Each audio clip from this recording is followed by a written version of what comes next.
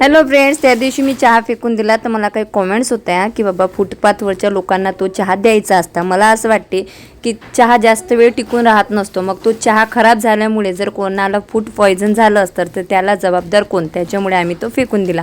भरपूर पाऊस चालू होता तरीसुद्धा आम्ही आमच्या शॉपवर गेलो, कारण पाणी असो पावसाळा असो शॉप आम्हाला चालू ठेवायचा होता, कारण 10 दिवस आहेत बाप्पाचे.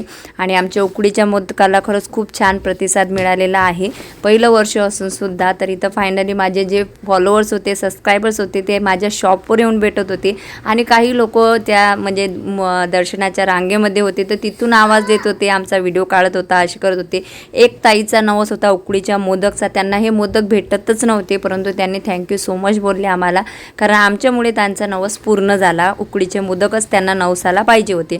तर असं आहे, कोणाला जर द्यायची असेल तर चांगली वस्तू द्यावी. आपली उरलेली वस्तू खराब म्हणजे वाया जाऊ नये म्हणून त्या लोकांना देणे हे मला चुकीचं वाटले. तर गौरीताईसुद्धा भेटायला आले होते. बाकी व्हिडिओ आवडल्यास लाईक करा. Bye bye.